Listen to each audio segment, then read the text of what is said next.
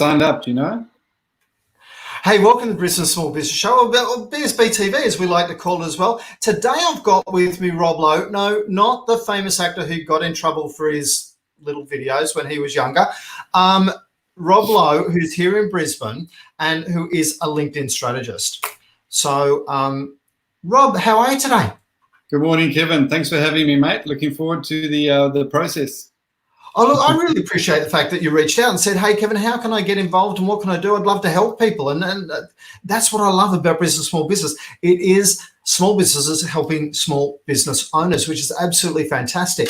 And when you reached out, you said, Kevin, let me just fix up your LinkedIn profile. You got typos on there. You can come across much better. I went, look, I know, but I've kind of been busy with stuff. And you said, everyone's busy. Now, I got a couple little fun facts about LinkedIn. Did you know LinkedIn was started before Facebook? Oh, my goodness. LinkedIn started the year before Facebook did. Wow. Okay, gotcha. Just saying. So cool. But why do people want to worry about, hey, we're a Facebook community. Why do people want to worry about LinkedIn at all, Rob? Well, LinkedIn's business to business, Kevin. It's an online networking forum. Always has been. It started off as a recruiter platform, but now it's business to business. But remember, people buy from people, and they're all on LinkedIn. Look, I knew it as a recruiter platform. I was a recruiter. I'm a former recruiter for my sins. And basically that's why I've got 2,500 LinkedIn members that I'm connected to, kind of. But it's had a bit of a checkered history, LinkedIn, hasn't it? It has, it can be a little bit misinterpreted. Facebook for businesses is one word I've heard, but yeah, it has had, and bought out by Microsoft a few years ago for $26 billion.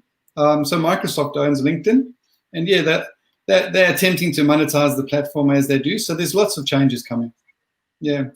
Absolutely. And just like Facebook over time has gone through a lot of evolutions and all that sort of stuff, LinkedIn has as well. And some of its evolutions have been cool and some have been not so much.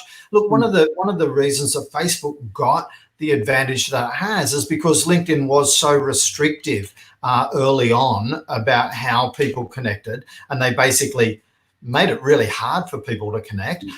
These days, they've stopped it being really, really difficult. They've made it much easier. And as you said, it is recognized largely as a bit more of a business tool as opposed to Facebook, which is there as purely social media, and where some people use that for business. Some people like us will use that for business too.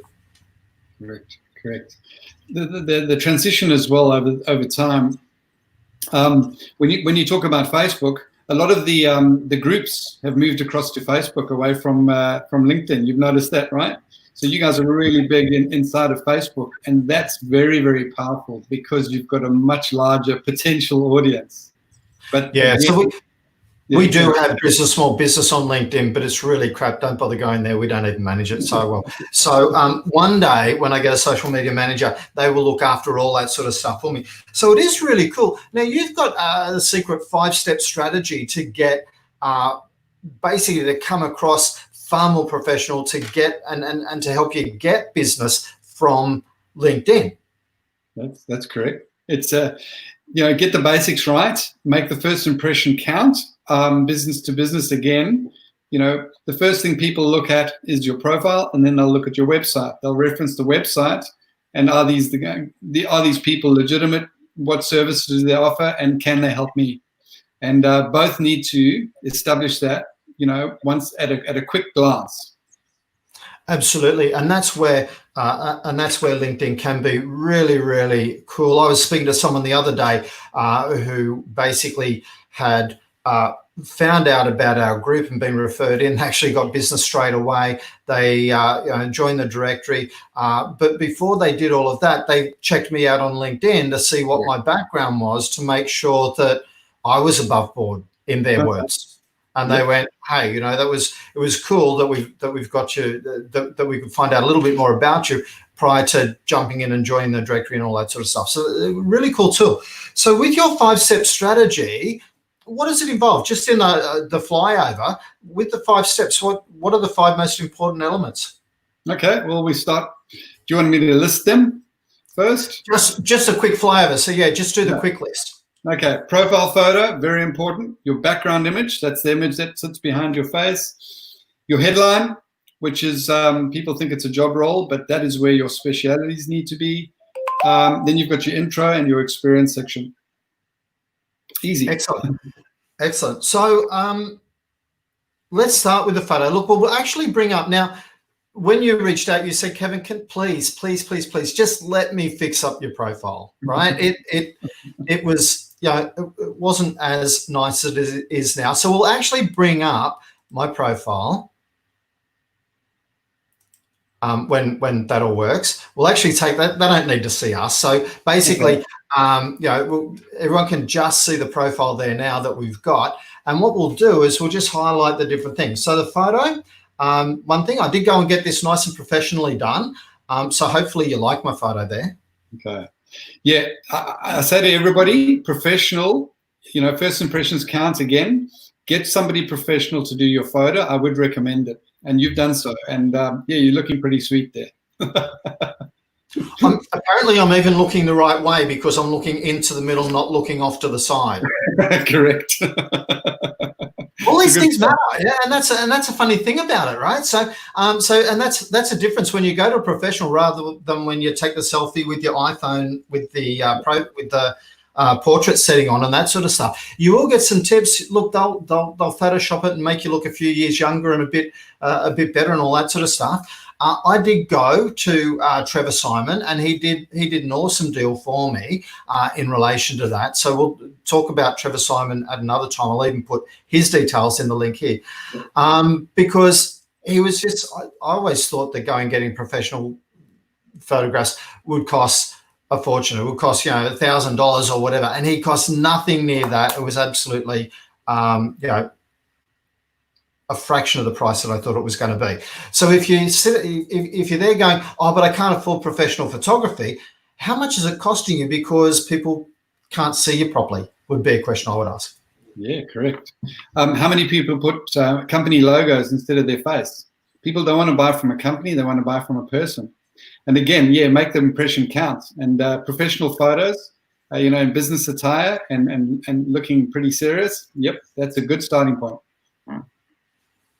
A little serious anyway. And then the background image. Talk about the background. So the background image is obviously this, the image that's there across the back of your profile, just like your headline type thing for or your header in Facebook. So that background image, what do you normally recommend for that? Every business is different and every profile is different. Some profiles, when we edit them, we leave the image alone because it already represents what the business is doing and the person is doing and selling. For yours, we put the keywords of your the Brisbane Small Business in there, what value proposition and what keywords that you specialize in. What does that do? If people search for you or search for your services, networking or whatever it is on LinkedIn, your profile will pop up amongst a bunch of others, and it needs to stand out. And the background image is what gets you across the line most times. They'll see it, they'll like it, they'll identify that your profile is a little bit different, and so is your business, and you'll get the click. So you actually changed this background photo. I think it must have been over the weekend or maybe Friday. It was late last week, because the last time I looked, it didn't look like that. When I looked at it this morning, I went, hey, who's that? And it was me. Yeah, there's lots to do on a profile. That's an important step as well. Yep. And I got to say, I do like that. So it really needs to, that background image really should embody something about you and what you stand for. So whether that's an image, hey, if you're into hospitality or tourism, then maybe a beach is fantastic, but that won't be a great image if you're potentially a business coach. That's correct. And you can see there, it shows exactly what it is that you do. So people don't have to guess. Don't make people guess. Tell them what it is you do and the value that you bring to the party. Yep. Absolutely. The third thing you've got is the headline. Now, the headline is this piece here. Yes. Okay. So LinkedIn by default will put your job title, which is CEO, CFO, whatever it is, business owner. Don't lose the opportunity to represent your business specialities inside there. As you can see, I'm sort of struggling to read here, but it says sole trader, micro and small business support. That's exactly what you do, Kevin. Business strategies. Sorry? Yep. Yeah, absolutely. That is exactly what we do. Yeah. Okay. So that's the value. That's your speciality, is what you bring to the party from a business point of view. So straight away they know this guy's going to help them if they're inside of that space. And let's face it, 80, what's the percentages fitting into that sort of bracket of business? 80, 90%? I don't know what it is.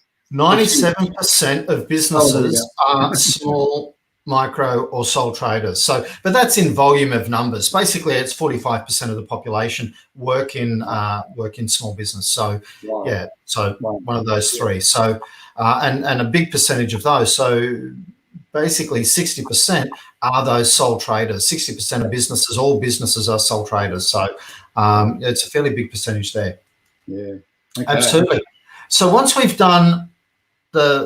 we've settled on a really great headline, the importance of a great headline. So what is going to make a great headline so that it's really punchy and stands out over an average headline? Well, an average headline would just show CEO, for instance. Everyone's a CEO. If you own your own business, you're a CEO.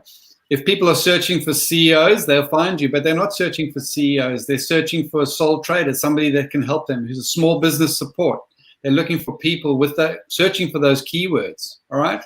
Where the pain point is inside their business right now, where they need help, that's what they'll search for. So they won't search for CEO. It'll be business growth strategies, networking specialists, be it whatever it is, that's what they'll search for, and they need to find you. Fantastic. So that's the importance of spending a bit of time on those right on that right headline. Correct. And when we go to the intro, that's the about section, yeah? Yep, correct. Awesome. And here you've actually got that set up a little differently from how I used to have it. Okay. I prefer the point form format. And again, I don't want people guessing what it is and what value you bring to the party, to the business conversation. They need to see what you do at a glance without reading long testimonials. All right. So what is it? What specialities? What your business history is and your experience inside your current role. It all needs to be detailed there, but very much in a shorter format rather than long. Absolutely. And I love how with the point format, everything is just one paragraph. It's nice and easy to read. It says what you're about to read with the clear pointers and all that sort of stuff, and it all fits in. You've got contact details in there and everything, so it's fantastic. Yeah, I really like that. So that's the intro. Now your experience. Okay, so your experience is more for your business than yourself. All right. Yep. You've covered that in your intro. People have read it, and they go down to the experience. So inside of experience is pretty much the about section or the landing page on your website, right? Cool. But let's go back and just re-emphasize that one last point, because I kind of missed it when you just said that there. So this about section is about me, correct, not about the business. Correct. You are your business, but people need to know the depth of experience and smarts that you bring to the party when they're going to have a business conversation with you. If you've got 20 plus years in the business networking space, they're going to take interest, okay? Don't make them guess again. Absolutely. But there's a legal case that disagrees with you are your business. That was called,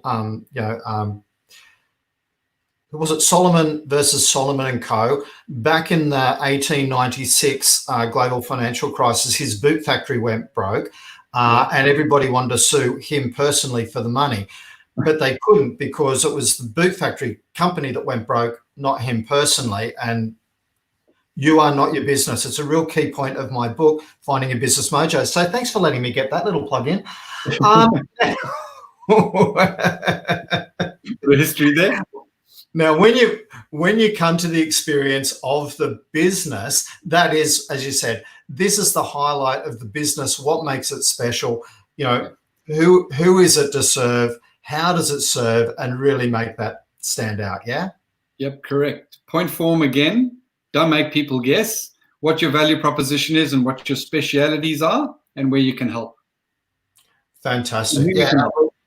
And that's fantastic. So really, it really is about helping, for business, small business, helping people cut through the noise, building trust, and really displaying their value. So, you got that out really, really well for us. And thank you very much for that.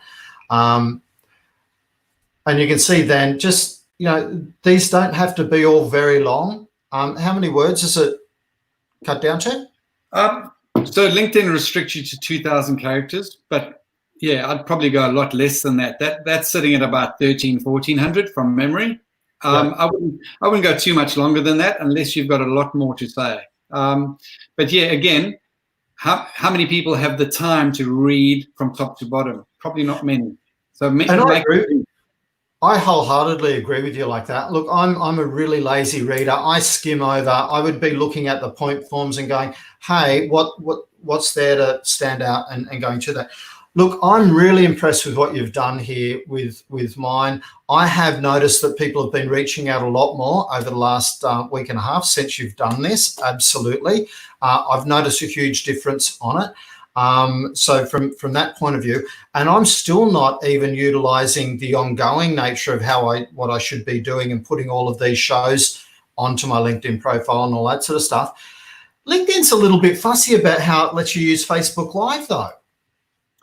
Well, Facebook's no different to LinkedIn and LinkedIn's no different to Facebook. They want to keep the whole conversation and they want to keep you engaged inside the platform. Okay, you see that particularly on Facebook now. If you click on a link, it keeps you inside the platform. Because why? They sell you ads inside their platform. If you exit stage left, you start feeding Google ads, right? And they don't love you as much if you they don't love your posts as much if you have a link external. Little tip there for Facebook is put it in the first comment. The link is a great way of doing it. So. As I said, there's obviously a whole lot more that you can teach people around LinkedIn and with strategies on that. If you're thinking about improving your profile, improving your strategies around how you are looking to attract people, I very much recommend having a chat with Rob. He, as I said, called me out of the blue, very, very generous with his time. I'm, grateful for the fact that you've done that. Very much helped me start attracting a whole lot more people who are in and around Brisbane. Before I was getting reached out from everywhere. Nigeria was a big spot, apparently, and everything else. Look, LinkedIn still has some limitations, absolutely, but it's about using a suite of social media and a suite of marketing strategies to get the right thing for you.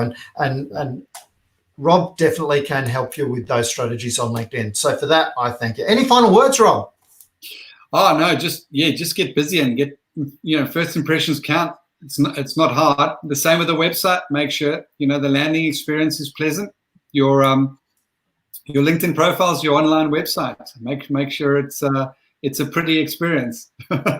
Absolutely. Yeah. Make sure that it's nice and clean, easy. And from there, you'll actually start attracting more people and then professionally reach out. Don't start reaching out, telling everyone that you can solve all their problems on that very first reply email would be my very quick. It's my pet hate. Well, that's the thing, Kevin.